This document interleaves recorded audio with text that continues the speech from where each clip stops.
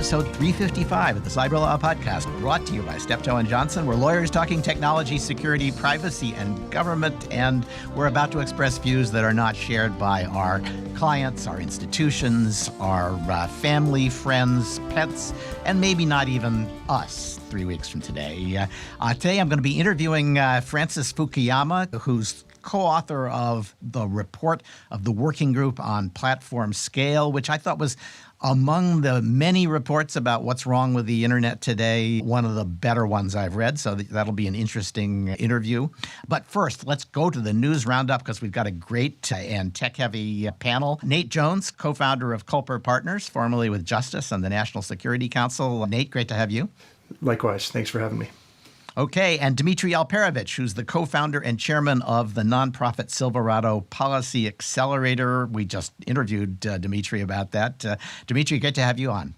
Great to be back, Stuart.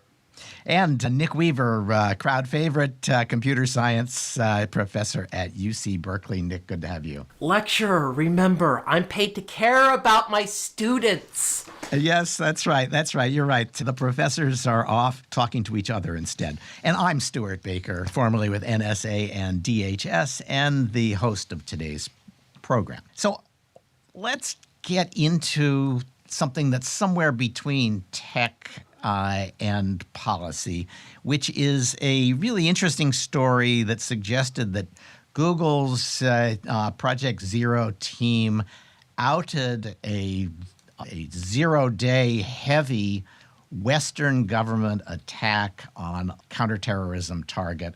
And the strong suggestion in the story is that there was a debate inside Google about that, about whether, in fact, it's a good idea just to blow up such a heavily resourced effort to get at a terrorist group, and whether Google has any special obligations when it encounters that kind of operation run by a Western democratic government, which is not named in the article and probably is not the United States, but could easily be any other one of the Five Eyes. If I had to guess, I would have said GCHQ, but because finding all those 0 days at once is not easy to do.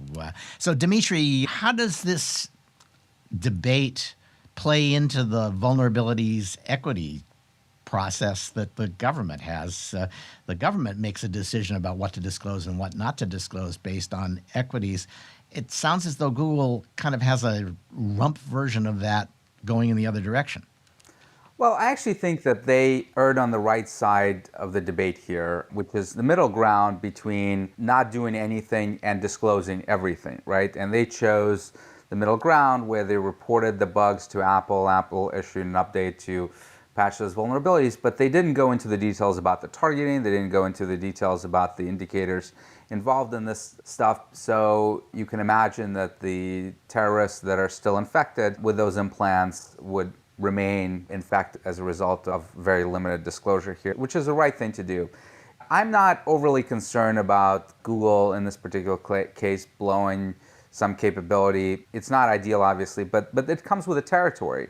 And we have seen this happen in the past, famously Stuxnet, of course, an alleged Western operation against Iran was blown by initially a Belarus security company, but then Symantec and others jumped in and provided a lot of detail about what has happened. You had Kaspersky that had blown a counterterrorism operation of the West as well. So it happens, and you learn to live with it, and it's just the cost of doing business when you're in the offensive game. But there is a difference between being the first to blow the whistle and being the second. It's a lot easier to be the second because the whistle's already been blown. Nick, do you think that Project Zero and some of these other Western folks have an obligation to consider the impact of announcing that they found a 0 day? Yes, and that's why they actually had to announce it. Because the problem is not that whoever was using 0 days to attack terrorists. It's that those 0 days were discovered by Google, which means they were being used aggressively enough that others could have discovered them as well. But hadn't, right? Google obviously has better insight than most people. Google has very good insight into things that are accessible on the internet. Mm-hmm. because we're talking watering hole attacks. So these are attacks where the attacker takes over a website and compromises the website. And if Google is finding a watering hole attack, you have to assume that others are finding the watering hole attack and can be using it in a much more subtle manner. So, for example, China can do a watering hole attack on any Chinese-hosted unencrypted site without actually having to be a watering hole, thanks to their network infrastructure. I presume Russia is able to do the same. So Google, once they discovered these exploits in the wild, had to go, who else knows? And they do not have any visibility into who else knows, and they're going to have to assume that other bad actors are going to find this. And so maybe, couldn't they go to NSA and say, who else knows this? You should be looking for this too? NSA missed SolarWinds. Well, sure. But that was not a watering hole attack either. No, but that's an example of attacker behavior. So if Google goes to NSA wouldn't tell them anyway, even if the NSA knows, because that would compromise sources and methods. The NSA would know about it if they had either seen it being used by a third party or had compromised the third party's infrastructure. And either way, the NSA will not reveal that to Google because that compromises sources and methods. Nick, I slightly disagree with you because, frankly, when it comes to crawling the web, no one has the capabilities of Google, right? This is something they've perfected over 20 years, and almost no one can match them. Maybe Bing, maybe a couple others, but very few. I think a much bigger issue here is being accused of hypocrisy, right? So when they're blowing a Chinese operation against the Uyghurs, for example, and the Chinese government complains to them, they can say, well, we don't play favorites. We're going to do this to any government.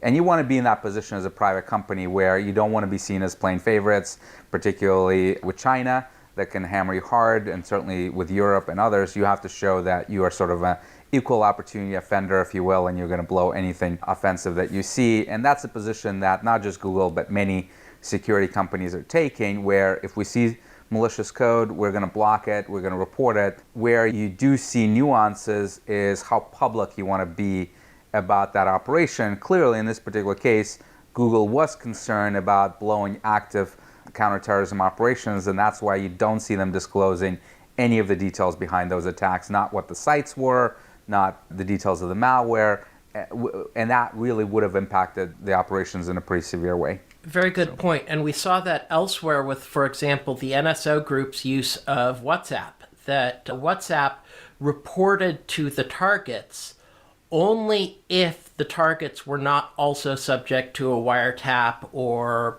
pen register or similar order, in order to not disrupt criminal investigations. So I do think they are still hypocritical. Most of these companies are supporting the idea that the intelligence community has to consider the cybersecurity implications of using 0 days, no matter how important the intelligence they collect from it. And I think they need to consider the intelligence consequences of blowing 0 day operations. And one thing I like about this is there's been all this effort to say we ought to turn the vulnerability equities process into a mandatory legislative process. If I were at NSA today, I'd say, well, we've got an amendment that says if we have to conduct an equities process, so do companies that find 0 days. And they need to come to talk to us and say, we're not screwing up an important intelligence operation here, are we? Just so that there is a fair consideration of both intelligence and cybersecurity in all of the disclosures. That don't probably you run into won't First pass, Amendment? but it will keep the VEP mandatory legislation on hold for a long time. Don't you run into First Amendment issues with that? Yeah, probably so. Let's see. Can I solve that? Not immediately. Although I think you could say that the disclosure, the fact of disclosure when it has the effect of compromising a classified operation, which in many cases it would be, is something that probably the government could regulate as a matter of speech, because there's a whole bunch of current law that tries to regulate disclosure of secrets, including the secrets that are not classified in a few cases. All right. Well, We talked about SolarWinds really briefly. I want to go back to this, what I thought was a little bit odd, and it's a strain of analysis that we hear from the government. I was wondering where it was coming from, and it looks as though it's coming from NSA Director Nakasone, in which he said the problem with SolarWinds is it found a blind spot because a lot of the distribution of the malware was using U.S. infrastructure. And of course, we're in a foreign intelligence operation, so we can't look at what's happening inside the United States. I kind of found that either scary or unpersuasive. And Dmitry, do you understand what he's telling us and what the implications of that line of analysis are? I do, and it is a real issue. I don't necessarily agree with the proposals for how to fix it, although I want to be clear that Nakasone is not arguing, at least he didn't in the Senate testimony, to give more powers to NSA, but there are some former NSAers, including your folks that have followed in your footsteps as general counsel at NSA, that have been very aggressive about granting NSA ability to surveil domestic infrastructure. But here's a real problem. So in both SolarWinds as well as the exchange hacks, you've had adversaries take advantage of this, and we've seen this in past cases as well, where they know that if they set up their command and control infrastructure in the US, primarily on the US cloud providers, the ability of the US government to get timely access to that is very limited. As you well know, Stuart, FISA process is neither fast nor easy, and one of the things that FISA requires, by the way, which is a little bit of a chicken and egg problem in some cases, is that you have to basically show to court that this is a foreign intelligence operation, right? That's why it goes under FISA.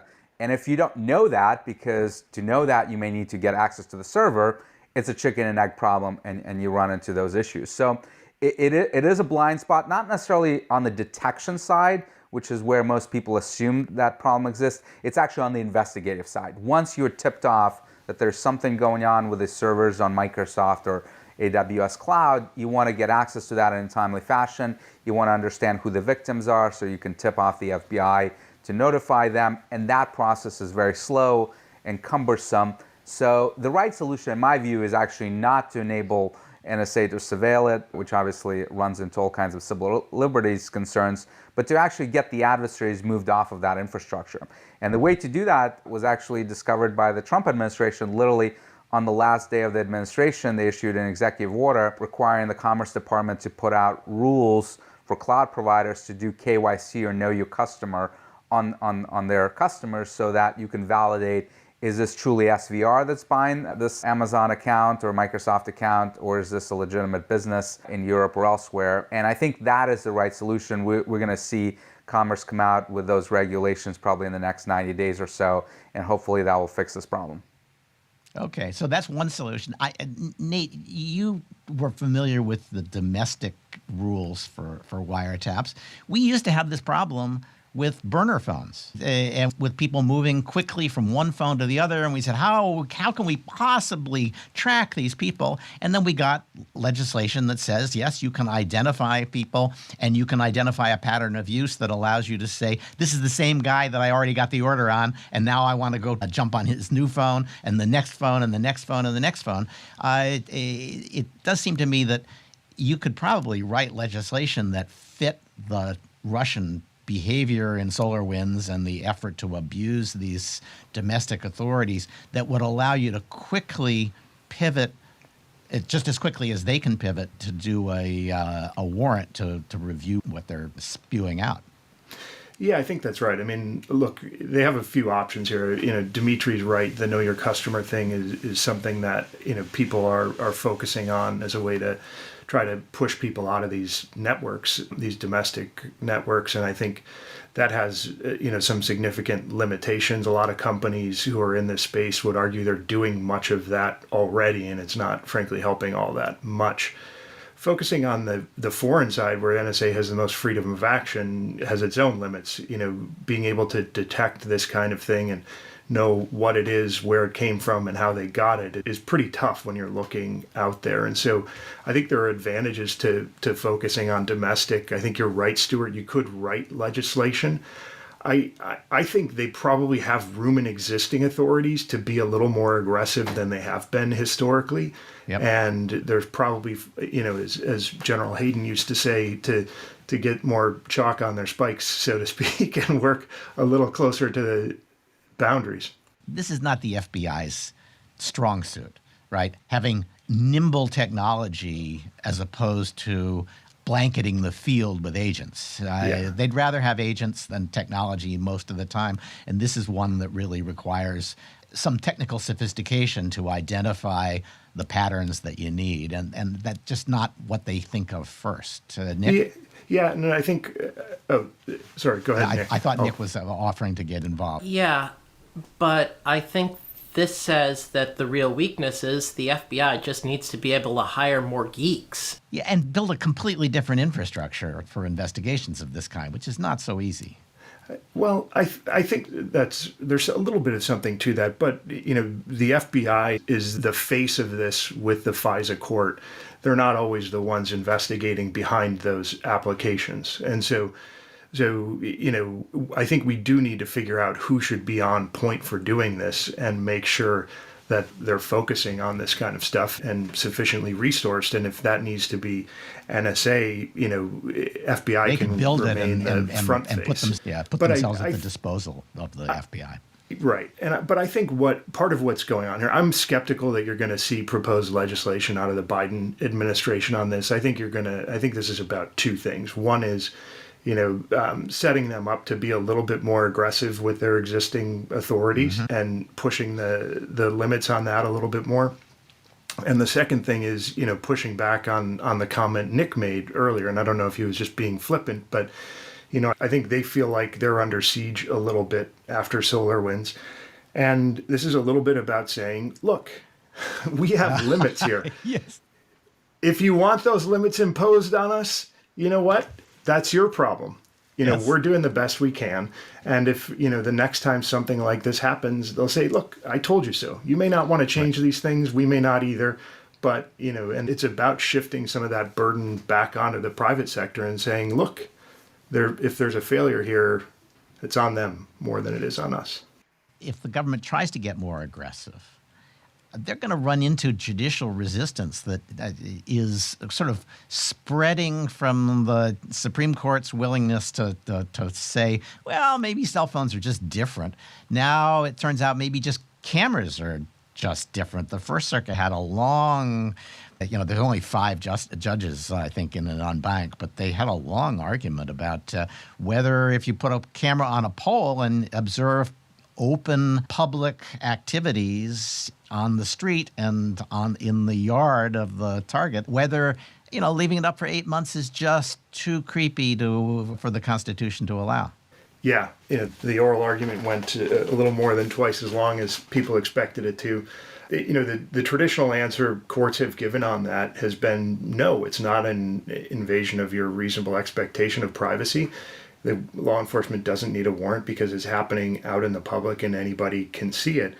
But, in light of, what's becoming a longer line of Supreme Court cases, this question is being asked when police investigative capabilities are enhanced by technology in some way, going all the way back to the Kelo case with the thermal imaging readers pointed at the house to identify people who are growing marijuana in their garage or in their living room. The courts have started to look at this, and some of those cases like Kelo have been a little bit easier, where they are looking directly inside a house effectively and using technology to do that, even if the heat's emanating from there. But there, these cases where you put a camera on a pole, it's really hard to figure out what's different and where that line should be drawn, when it crosses the line and puts law enforcement back into a situation where these defendants have a reasonable expectation of privacy and they need to get a warrant. And if the court draws too slippery of a line, then it starts to beg the question about 24/7 surveillance and, taking photos and videos from a van parked outside their house. Where do you draw that line and how do you make it bright enough so that the police can understand it and abide by it? And I think that's what you saw the court grappling with a little bit in this oral argument the duration of this made them feel a little bit uncomfortable. But I think they seem to be struggling, in my opinion, with exactly how and where to draw that line and say they went a little too far. Maybe it's the Amazon rule. If the police don't have to pee in bottles, then it's presumptively permissible. But since the cameras don't have to pee in bottles, they have to be subjected to additional scrutiny. But Stuart, what is your issue with KYC for cloud? You have to do KYC anytime you do transaction over $10,000 in our financial system. Why not require it when you're procuring infrastructure that you can use to attack government networks and other private sector networks? I'm not opposed to that idea. I think it's actually worth pursuing. I wonder whether it'll work as... look, KYC doesn't work great these days for banks. It is both, it misses stuff. If you're clever, you can get around it. And it catches a lot of stuff that it shouldn't be catching. If the FBI goes in and serves a subpoena with your name on it on a bank, you're toast at that bank. And if they read your name, if they do a Google search on you, and there's something, if somebody has said something mean about you, you're in trouble. So the KYC stuff has produced a lot of overcautious banking. Are we really going to say, no, you can't use the cloud because we don't like what the Google search says about you? It's all about, if you're going to get a cloud server, then you have to send in your passport, you have to send in your corporate documents. And by the way, when it comes to intelligence agencies setting up shell companies, procuring infrastructure, that's very, very expensive to do, very difficult. And the more of that you can burn upstream, the harder you'll make it for them to procure that type of infrastructure going forward. So in a way, if you make it super hard for them to do business in the United States and you get them to move overseas, that's exactly what you want to do, because then NSA has free reign.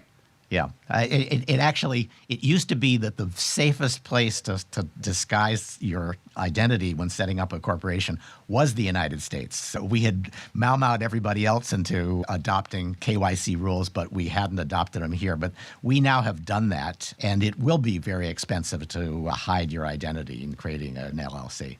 Nick?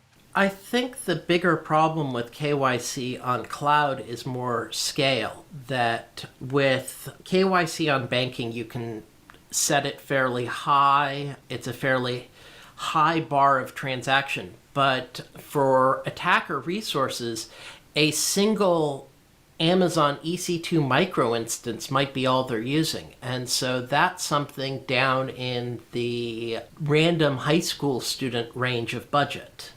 Yeah. And so scaling that's a fair KYC down to that point has some issues.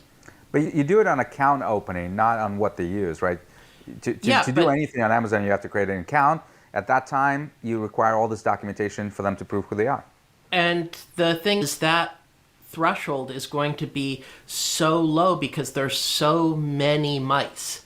There's so many mice on Amazon that, like, every student. I've got 3 different EC2 accounts for 3 different purposes. One is burning $10 a month because that's all it is. And on the whole, it's a good thing that cloud computing is that cheap. Dimitri, you're really saying, yeah, but it ought to cost at least $1,000 to open an account. No, I'm saying it needs to cost you as much as it costs you to upload your passport copy. If you have a passport, right? If you're 11, you probably don't have a passport. If you're an American, 2/3 of America doesn't have passports. Or a driver's license, you know what I mean. Yeah.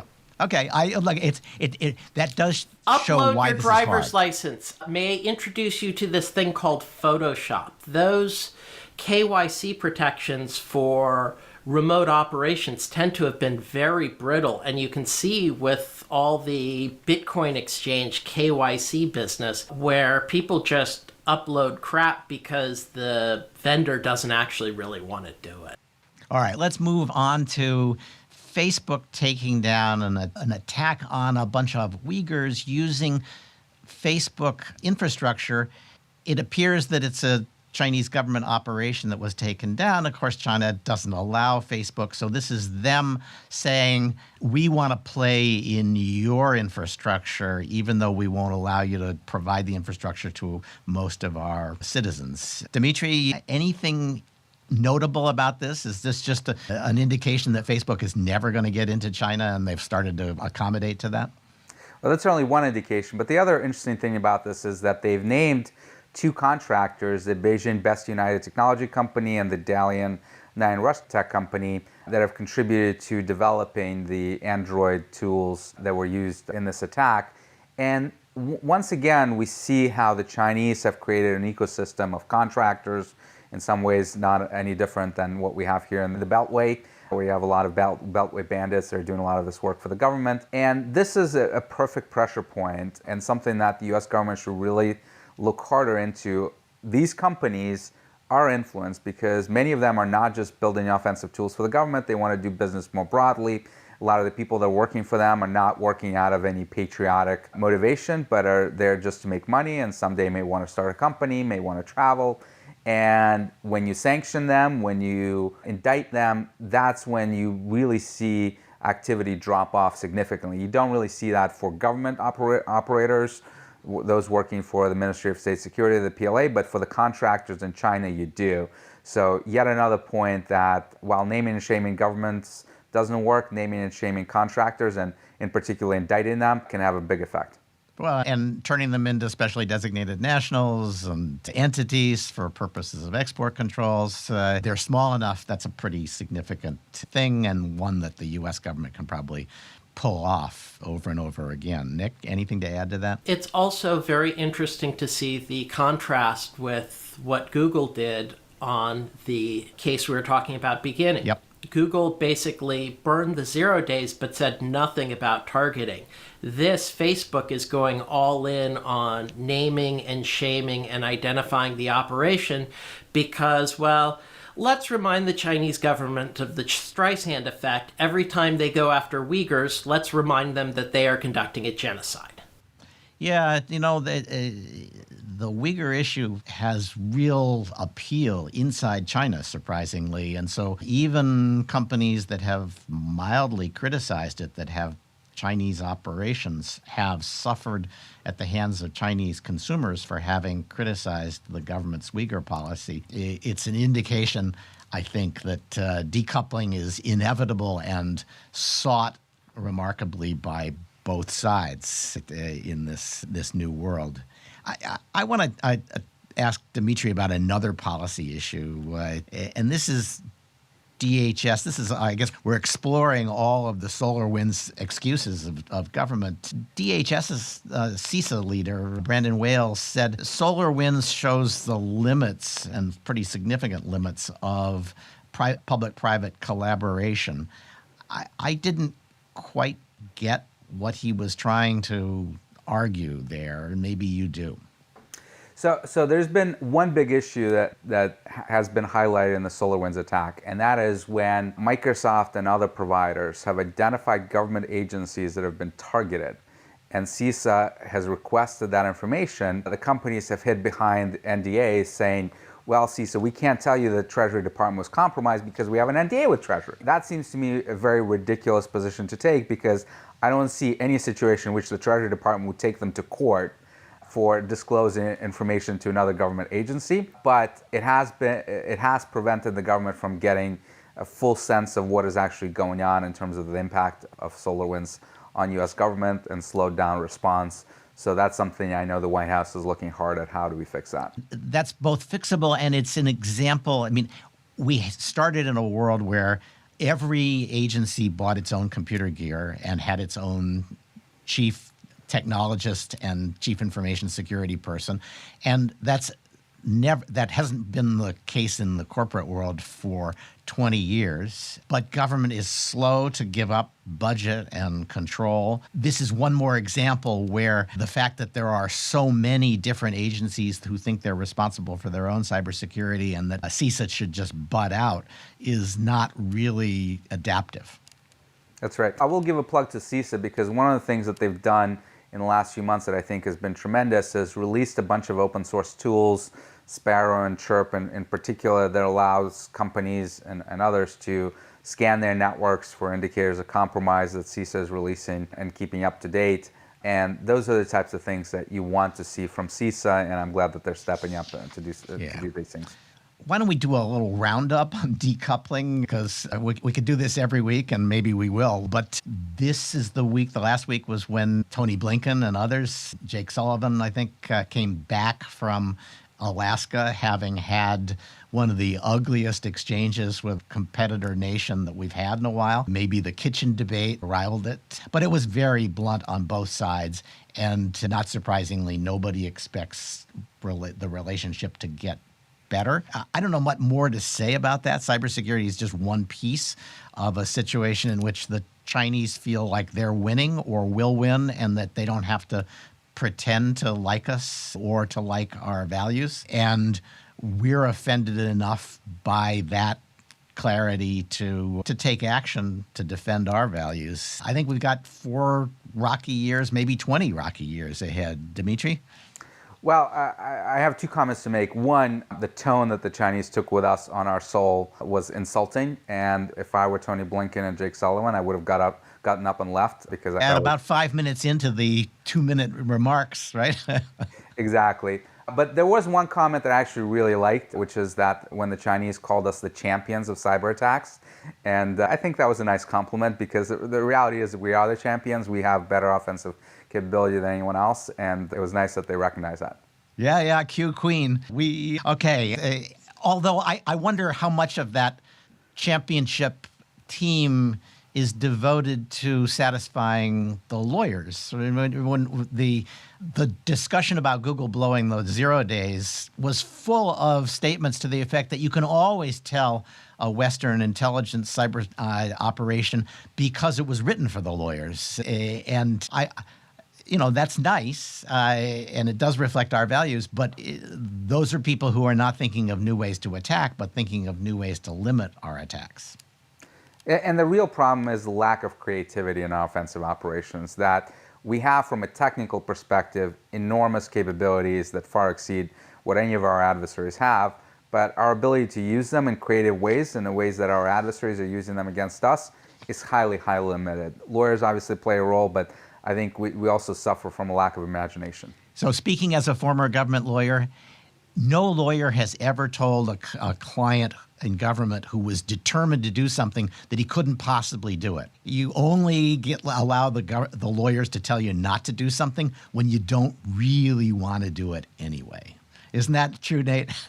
There's some truth in that for sure.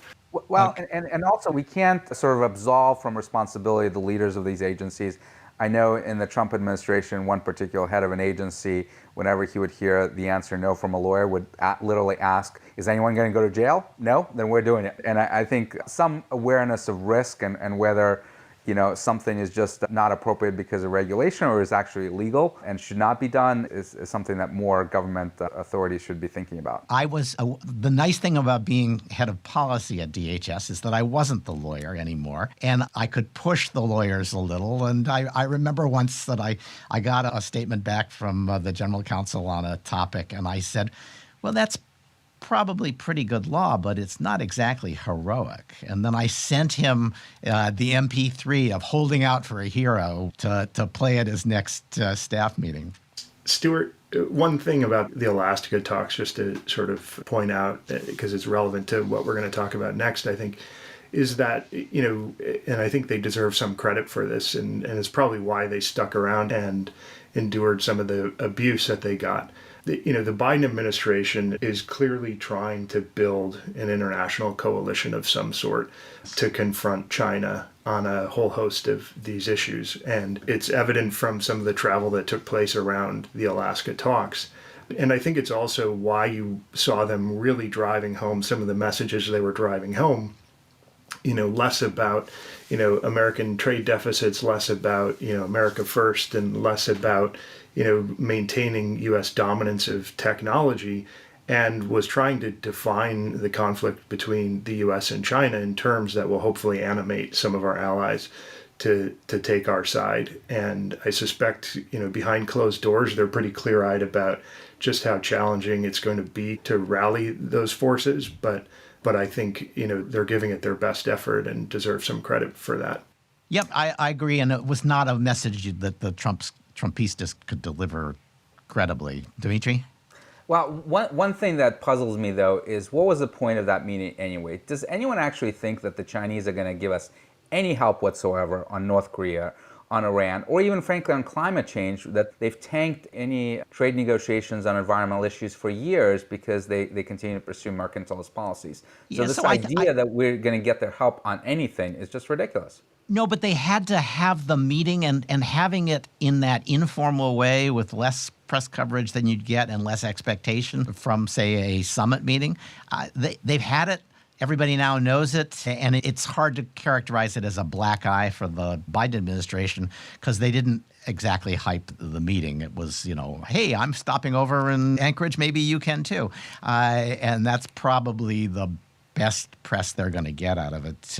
I think, Nate, there is this bill that's pending that's designed to create a $5 billion fund. Of course, it doesn't create it. It just says there's going to be one for joint research with other democratic nations on some of these critical technologies. That sounds like the right direction, not enough zeros. Yeah, probably true. Yeah, I think that's right. I mean, two things are important here. One is, this legislation is further evidence that this conflict between the U.S. and China is one of the lone remaining bipartisan issues of foreign and probably domestic policy as well. And, hopefully people will take advantage of that and use it for some good.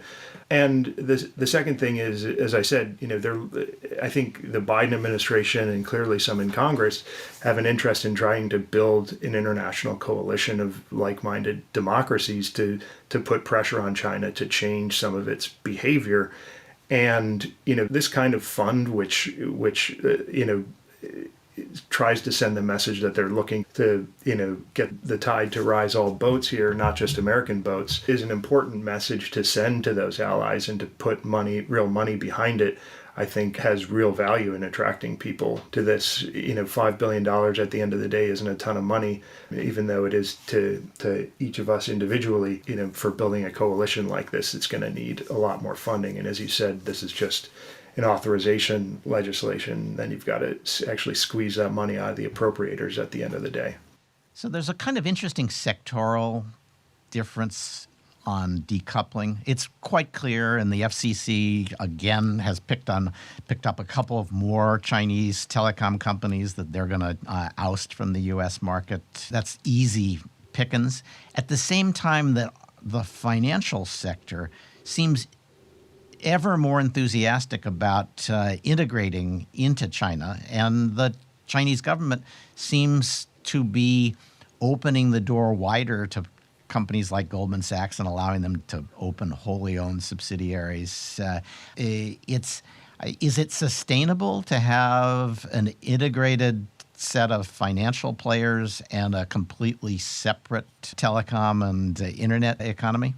It is not. And the reality is that one of the reasons the Chinese are relaxing some of their regulations on this issue is because they don't want companies to pull out of Hong Kong at the time when they're basically incorporating Hong Kong into the mainland system.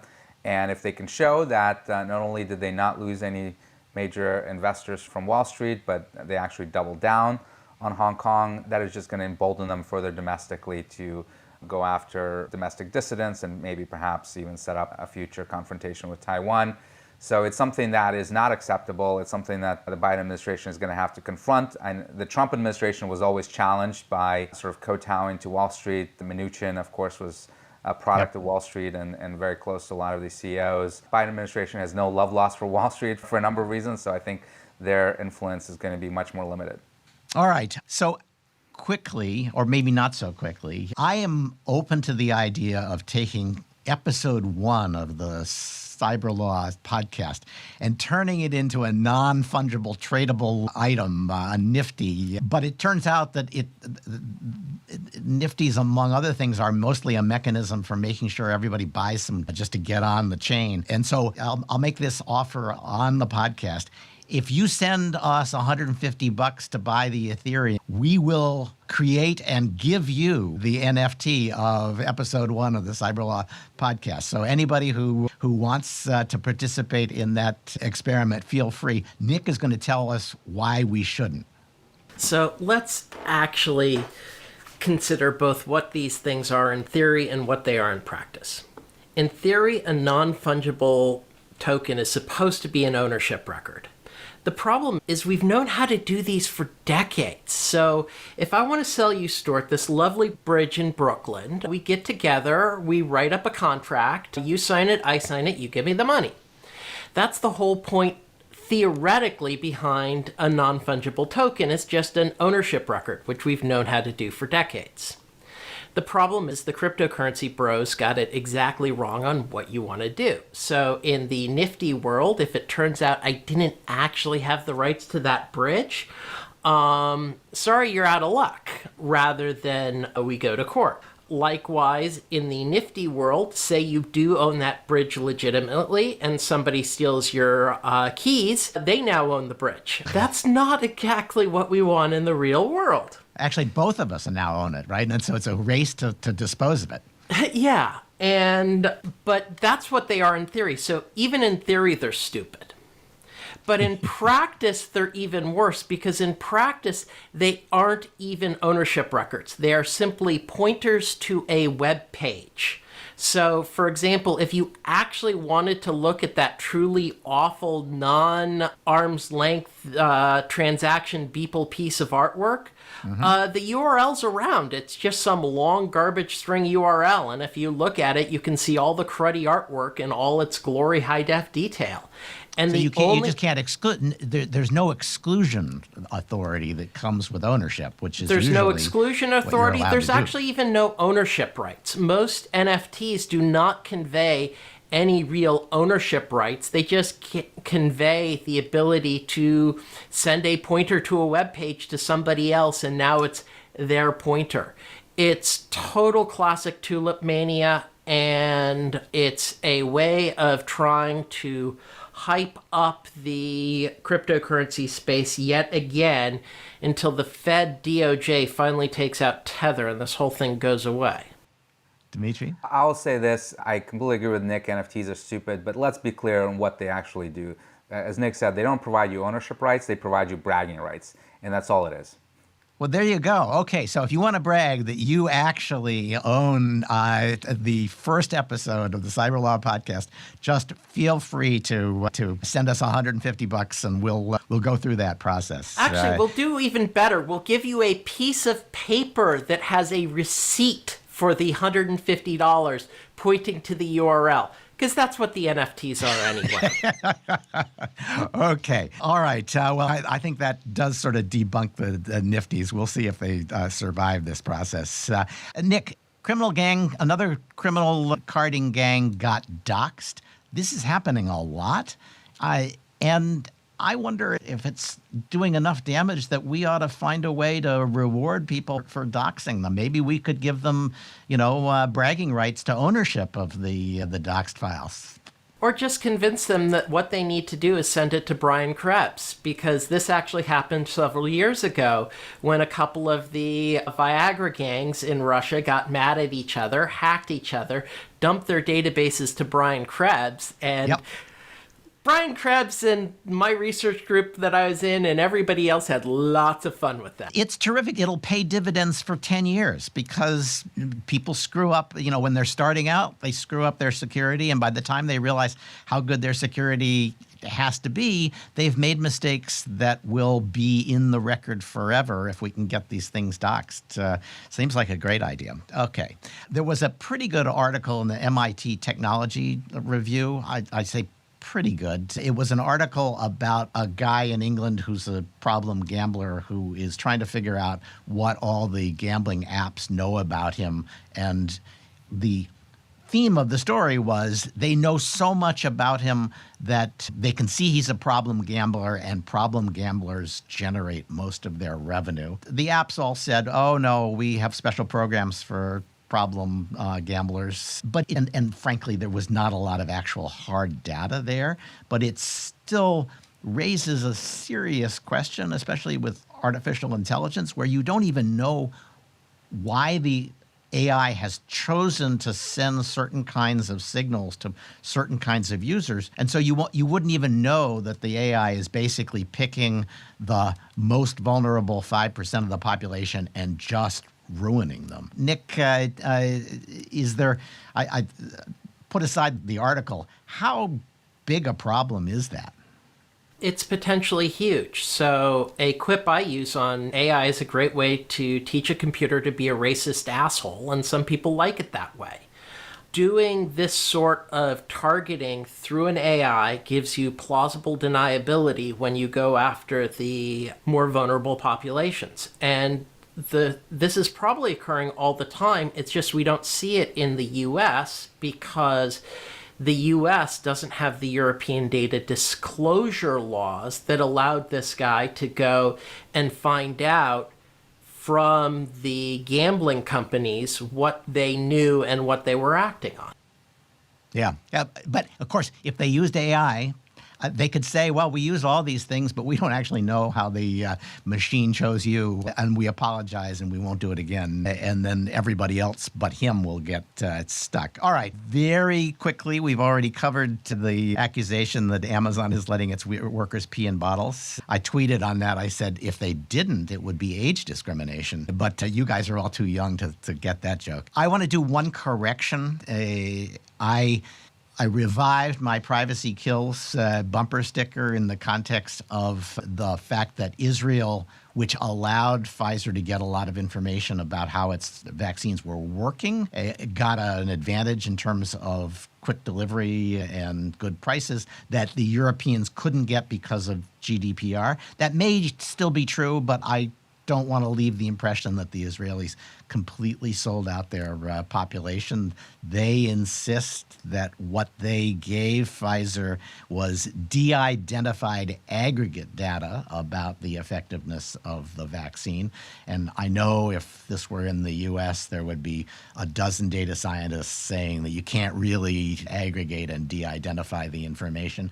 But the fact is, the data scientists will say you can if you're careful and you make sure you're using k-anonymity sets and stuff like that. Right. So for this, it might actually very well pass the paranoid data scientist scrutiny. Okay. All right. So even more chops to the Israelis on privacy than I was willing to give them.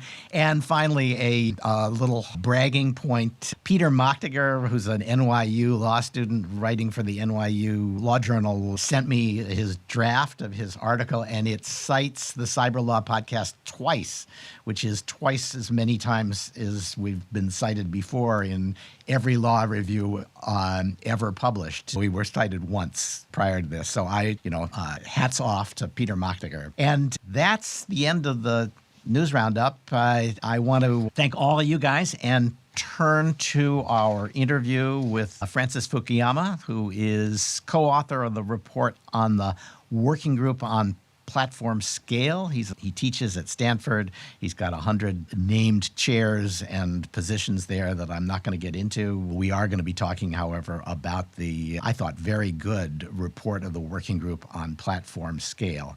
So I really liked this report, as will become obvious as we go forward. But let me ask Professor Fukuyama, Frank? Yes, please. Okay. You've been a public intellectual since I've read Public Intellectual, so it's a little daunting to talk to you in that way. But can you tell me, how did this report come about? Why did you and this group decide to write the report about platform scale? Well, I'm the director at Stanford of something called the Center on Democracy Development and the Rule of Law. And we also created a new cyber policy center at the Freeman Spogli Institute, which is the interdisciplinary institute that I am a part of.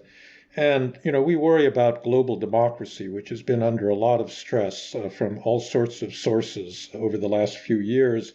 And one of them is the internet. The one aspect of policy that we hadn't been covering had really been the antitrust one. And so about a little more than a year ago, I established within our larger project on democracy and the internet what was first called the Antitrust Working Group to review whether the scale of these big platforms, and basically you're just talking about Google and Facebook and maybe Twitter, whether that was a real problem for democracy, because historically concentrated economic power on that kind of scale has always been regarded as not necessarily compatible with democracy. So we began meeting. We can discuss who is a member of the group as we go along. But as we started talking, we began to think that we ought to narrow the focus not to the economic harms that most people, I think, associate with these big platforms, and these days especially with Amazon, because that's the focus of a lot of interest right now, right? The FTC, the Justice Department, state attorney generals, the European Commission, all of these groups now have lodged antitrust lawsuits. But the way that antitrust law has developed, especially here, but also in Europe as well, makes it a remedy for essentially economic harms. That is to say, when you use your monopoly power to exclude rivals, when you buy up potential startups that may challenge your dominance further down the road. These are the kinds of issues that antitrust law is dealing with. They are serious, but a lot of people are, literally thousands of lawyers around the world are looking at that. What we felt was more important was actually the political harms, or not more important, but the ones that we wanted to focus on were the political harms to democratic practice that a large-scale platform posed. And in particular, it seemed to us that what the platforms have by virtue of their large scale is the ability to amplify or to silence. Now, under First Amendment law in the United States, the First Amendment only applies to the government. So it's only the government that is prohibited from limiting speech, except in cases of promoting violence or criminal activity and so forth. But private parties, like these platforms, actually have their speech rights protected by that same amendment. But it seemed to us that when you reach a certain scale, you actually play a much bigger role in speech than the kind of marketplace of ideas notion of the First Amendment really suggests. And so when Twitter, for example, decides to deplatform Donald Trump, that has really big consequences. And so even though they are a private organization and in theory have a First Amendment right to do what they want, the political effect is very large. In my personal case, I'm actually glad they did it because I think that he was advocating some pretty bad things, including using that platform to advocate violence and so forth. We can disagree on whether that was the case, but I didn't have any problem with his not having access to that. What I was really shocked by was how effective that silencing was.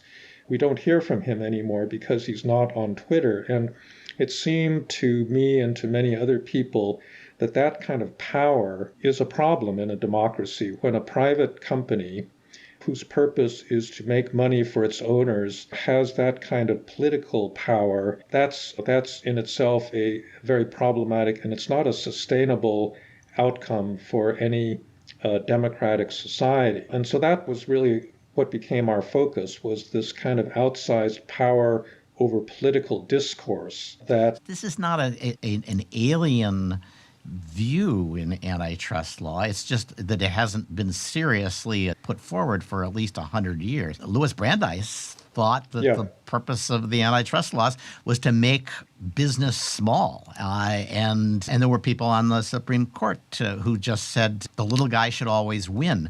So that's a deep-seated but rather old view of how antitrust law ought to work.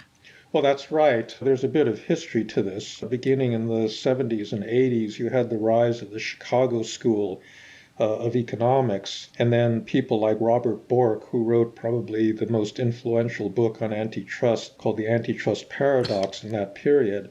And what those free market economists said is essentially don't worry about scale, that the reason these companies are getting large is that they're much more efficient than everybody else. The only standard for measuring an antitrust violation should be a reduction of consumer welfare. And so when you get to a company like Google or Facebook that gives away their main product for free, it's very hard using that definition of economic harm to say that they're doing anything wrong. And I think the problem with American antitrust law is that it's been trapped in this Chicago School understanding of how to measure violations and what the focus of antitrust law should be. But you're right. there is this older Brandeisian tradition that says that the Sherman Act was also meant to correct outsized political power by these big economic actors. So I'm not convinced that this is the fault of the Chicago school. When you're giving away a product and you continue to give it away, it's hard to say there's classic financial consumer welfare harm. But if Twitter decides they're giving away their product and they're still making a lot of money on advertising because they dominate this weird niche, and they're going to take that profit in virtue signaling and moral smugness by suppressing certain consumers, that is a consumer harm that I think should be every bit as cognizable as charging certain undesirable customers more money than others. So I'm not sure it's that you couldn't make some of the arguments that you make consistent with the Chicago school, but really this is not antitrust except in the sense that historically we've used the antitrust laws to cut these companies down to size when they started exercising more political authority than we were comfortable with. No, that's right. I think that if what you're worried about is the outsized control of the big platforms over political speech, none of the current antitrust initiatives is actually going to do very much to affect that, short of actually breaking up Facebook and Google the way that AT&T was broken up many decades ago. And the lesson of that is that like the Terminator, they will reassemble themselves if that's what the economy calls for. Yeah, I think there's a consensus that's really not realistic. First of all, it took 10 years to get there, and they can do a lot of harm in the meantime. And the other thing is, just as you said, because of network efficiencies, baby Facebook that emerges from a breakup of the current Facebook will probably grow very rapidly to take the parent's position. And so you would spend all of this time and effort and you wouldn't get the result that you wanted. So I think that remedy is not really going to help. The other things that they're talking about are, for example, much greater scrutiny of the acquisition of small startups that may come to challenge these companies later. That doesn't deal with the political issue, vertical tying. I mean, there's a lot of technical antitrust violations that, again, have economic consequences. Amazon, for example, sells on the same marketplace that it hosts, and there's conflicts of interest there. But that doesn't get to the political problems that we see. So this is the general reason why we just didn't feel that antitrust law was the right instrument to deal with our particular problem. So what's interesting about this is it is a critique of the platforms that Elizabeth Warren and Tom Cotton both could, at least in theory, embrace. Yes. It makes me wonder whether there's somebody on your group who actually has Trump leanings, or whether we're just hearing from the Elizabeth Warren side of the. I don't think that anybody in our group is particularly sympathetic to Trump. I do, however, think that one of the conclusions that I came to in thinking this through is that actually there is a free speech problem. So technically, the First Amendment protects the right of these platforms to make these decisions. But I think that when they grow to a scale that they're at right now, they have such control over the nature of speech that in effect they are performing a public function.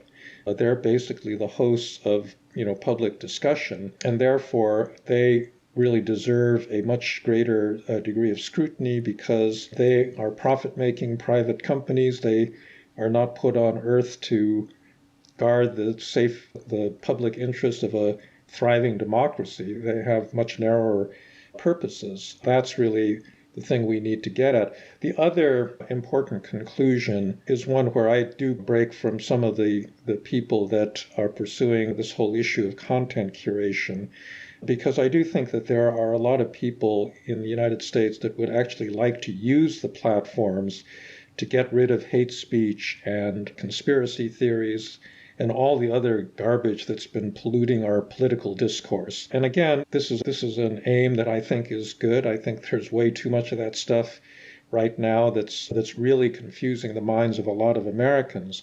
But we do have a First Amendment, and the way we've interpreted that First Amendment is that you can say false things, you can promote conspiracy theories, and the government should not be in a position of telling you that you can't do that, nor should a private company that exercises government-like powers have the right to do that. And so I think that really the task is not to eliminate that kind of content from the internet. And look, in any case, you can't eliminate it. I think technologically, the idea that you can stamp out conspiracy theories is hopeless, because the technology will always give people that believe in this stuff the ability to move to different platforms. And you've seen examples of this, where once the Proud Boys and some of these alt-right groups get kicked off of Facebook and Twitter, they go to Parler, and or they move from 4chan to 8chan to all sorts of now encrypted platforms like Signal or Telegram. And so it's just very difficult to really prevent people from speaking. But I just think that we've always had extremists, we've always had conspiracy nuts that have promoted this stuff. The objective of public policy shouldn't be to silence them. It should be to make sure that they're actually in the niche that they represent in the broader American society, and that there's no artificial amplification of those messages so that they get out into, the broader public discussion in ways that are disproportionate to the actual numbers of people that believe this stuff in our democracy. I was struck by the report's faith that if we let people talk, in the end, it will work out. And that is maybe the real bias in the group is that you're probably all over 50 and that's the world you grew up in.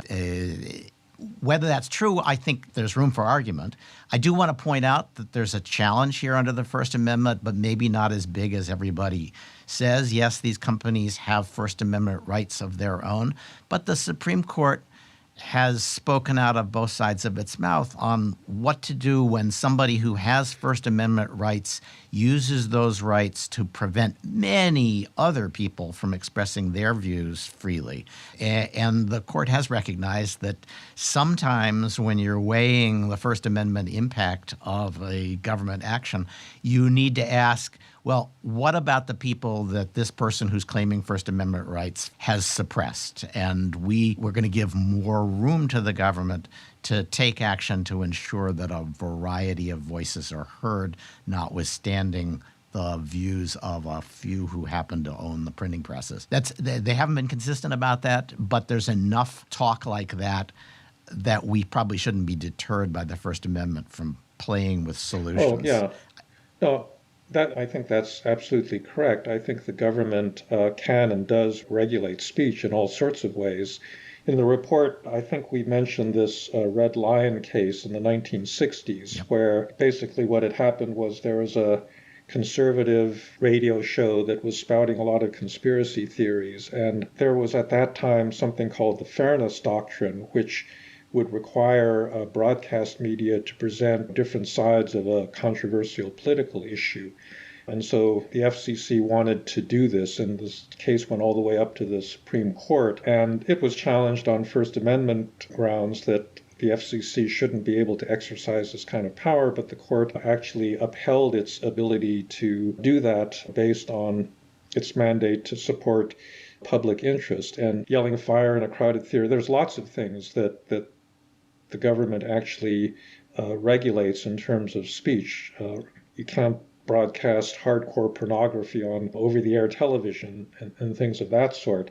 So I think that's the case. In Europe, where they are much less absolutist about speech rights, governments regulate like crazy in the interest of what they call fair and balanced political coverage. But the reason that we didn't pursue this in our group is just a matter of political realism.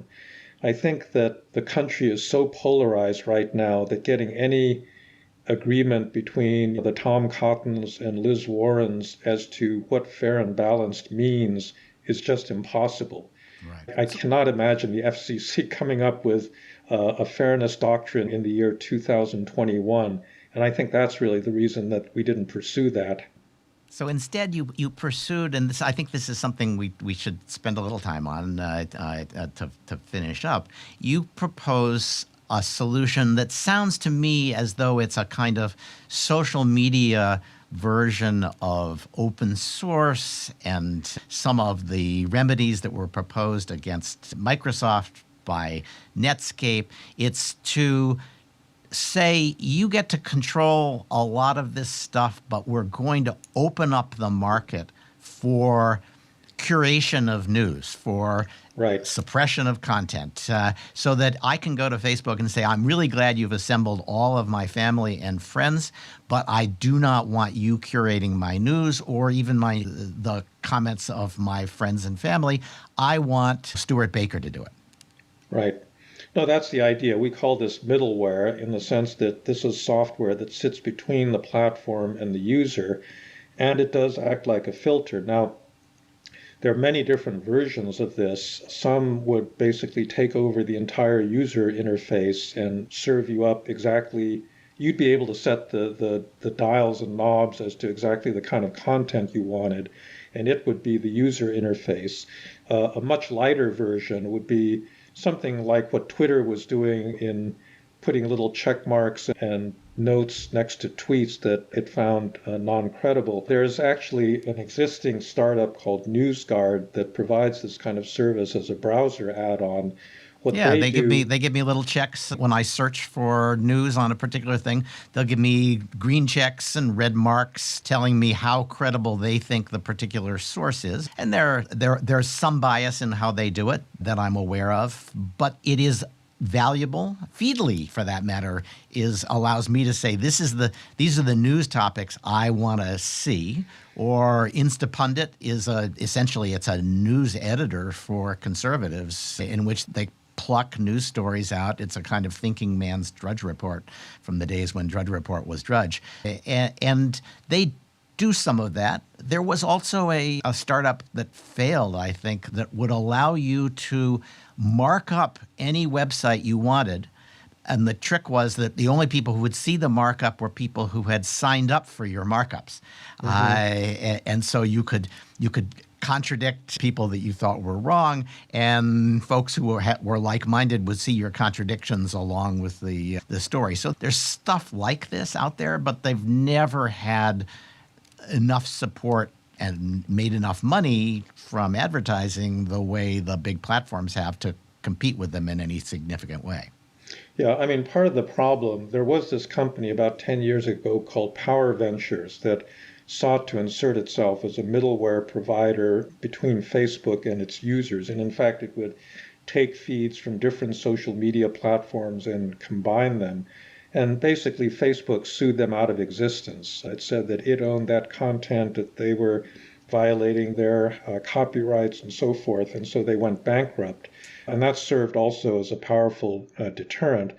And these are some of the reasons why I think that you couldn't create a healthy, vibrant middleware sector, a competitive middleware sector, without some degree of regulation. You would have to change the law under which Facebook successfully sued Power Ventures to make it more difficult. You'd have to, I think, force the platforms. My vision of how this would work, just like when you buy a new computer, it asks you what browser do you want to have as your default browser.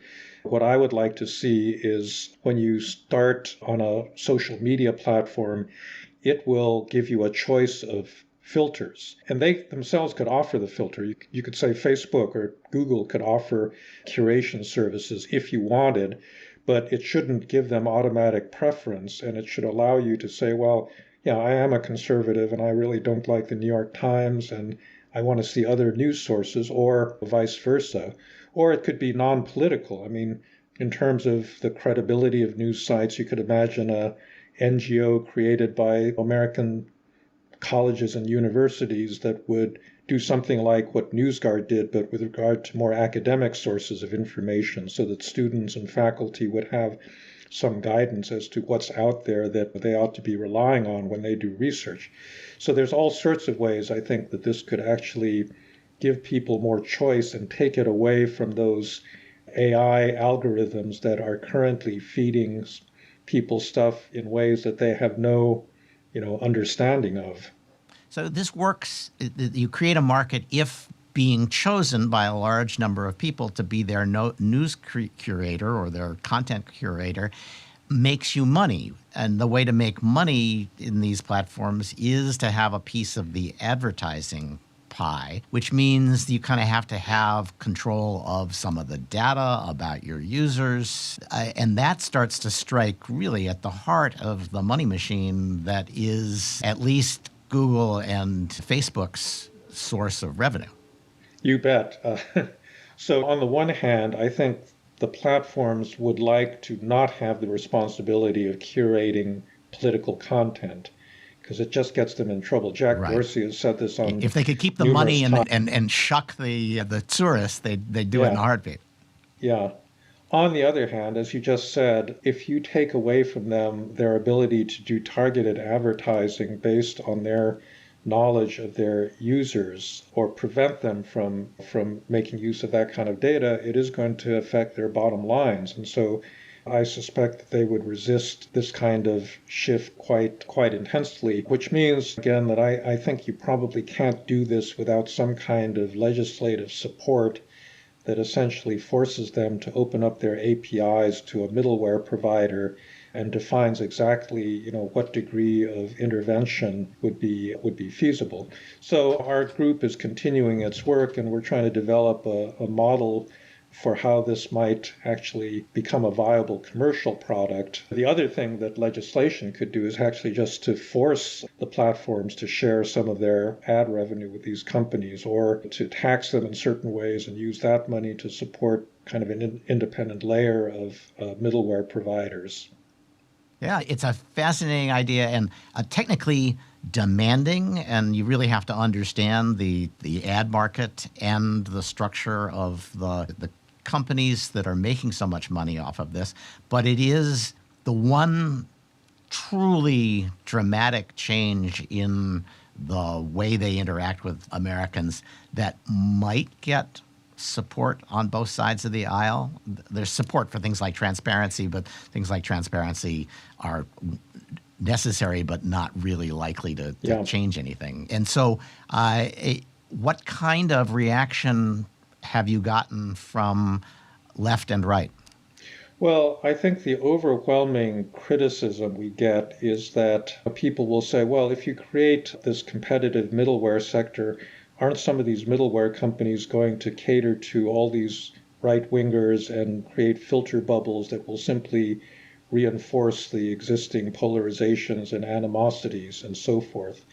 And my answer to this is, yes, we are not proposing that we stamp out conspiracy theories. That's not a legitimate aim of public policy. What we want to do simply is to prevent them from being artificially amplified. That's really the goal of what we're doing. And so, yes, there will be a variety of these different middleware companies. They will reflect the actual diversity of opinions that Americans hold about politics. But our goal is to prevent a big platform from raising some of them up such that they become really unrepresentative of the underlying views of the American population. That's really the goal here. Yeah, I think for many of the people on the left who think that way, they're riding the tiger now, and it feels pretty good. But sooner or later, the tiger is in control of that operation. And as soon as they propose a policy that the companies truly fear, they're going to see how the power of those platforms can be deployed to kill left-wing ideas just as it can be deployed to kill QAnon. I've tried to popularize the saying that you won't know how truly evil a technology is until the engineers who maintain it start to fear they're going to lose their jobs, and then they will deploy all of the evil it has. And I think that's true about platform power. They will use that because they can. And sooner or later, they will use it to shape the world in a fashion that is comfortable for big platform dominant companies, not for woke Portland rioters, or maybe for both. All right, Frank, this was a terrific discussion, and I'm sure our politics are not exactly the same, but I thought it was a fascinating and admirable paper. I didn't tease you about the fact that you didn't have 40 carefully curated members of your group. It looked like an overambitious dinner party that you would actually put together like 6 people, but really good people. And I really hope you'll continue. I look forward to the next paper on the same topic. Okay, thank you very much. All right, that is Francis Fukuyama, and he's the co-author with several other people of the report of the working group on platform scale. And I'm not going to read all his titles at Stanford, but they are many and impressive, as is his record of publication. Thanks to Professor Fukuyama, to Nate, to Dimitri, to Nick, and thanks also to Weissman Sound Design for our music. This has been episode 355 of the Cyber Law Podcast, brought to you by Steptoe & Johnson.